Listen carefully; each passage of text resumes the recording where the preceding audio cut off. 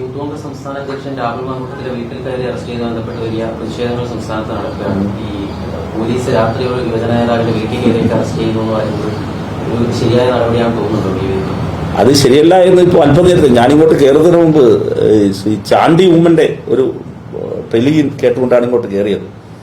ഇങ്ങനെയൊക്കെ ഒരു സംഭവം ഉണ്ടാവും എന്നൊക്കെ ചോദിച്ചു.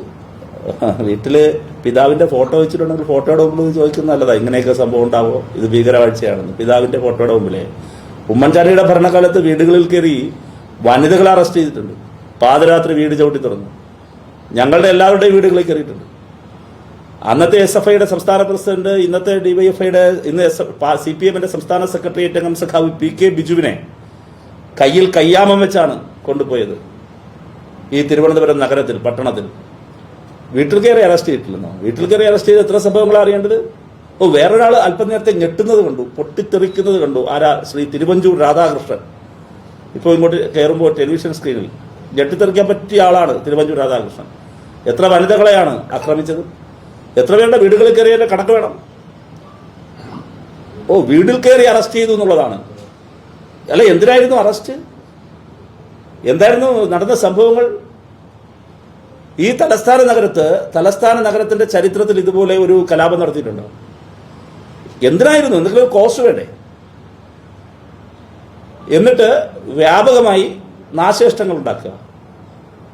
ഇപ്പൊ സമരത്തിന്റെ ഭാഗമായി അന്ന് പോലീസ്, നിങ്ങൾ തന്നെ എല്ലാവരും റിപ്പോർട്ട് ചെയ്തല്ലോ, പോലീസ് ആരെങ്കിലും തല്ലിയോ?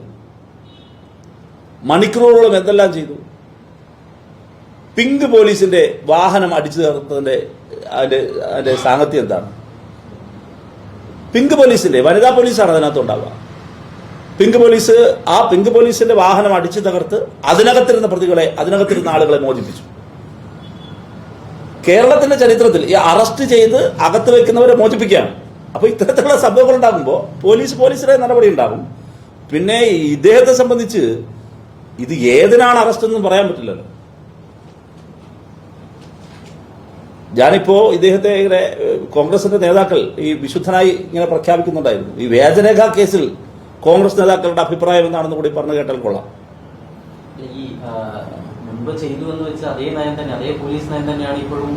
അല്ലാതെ ആ പോലീസ് നയമാണെങ്കിൽ ഇവരുടെയൊക്കെ ശരീരത്തിൽ ഇങ്ങനെ ആയിരിക്കും.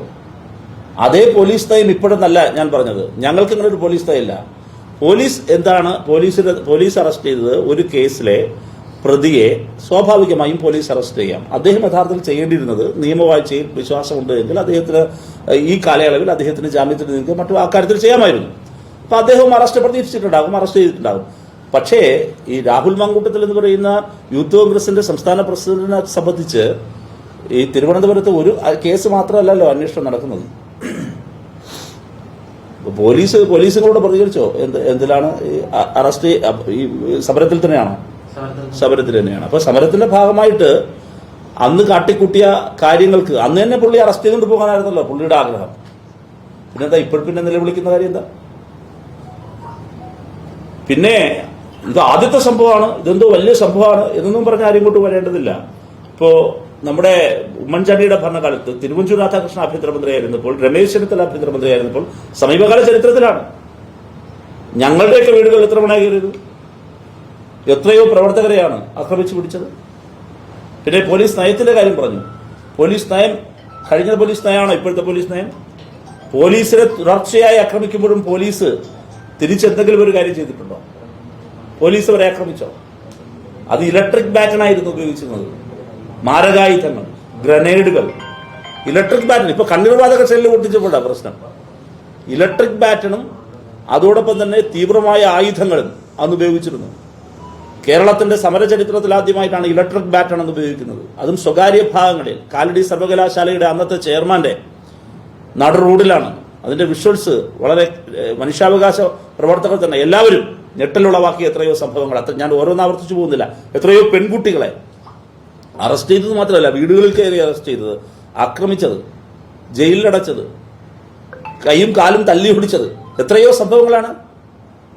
അപ്പോ ഇതിനെയൊന്നും അങ്ങനെ അവര് കരുതേണ്ടല്ല. എന്താണ് അവരുടെ കോസ്? എന്താണ് അവരുടെ സമരത്തിന്റെ കാര്യം? രാജ്യത്ത് ഏറ്റവും ഉയർന്ന രീതിയിൽ ഒരു വലിയ ഒരു മൂവ്മെന്റ് ഉയർന്നു വരുന്നു. ആ മൂവ്മെന്റ് തൊഴിലില്ലായ്മയ്ക്കെതിരായ മഹാസമരമാണ്.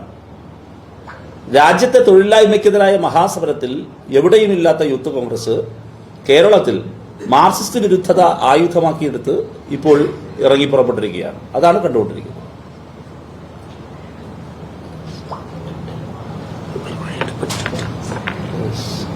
അവസാനിപ്പിക്കാലോ? ശരി.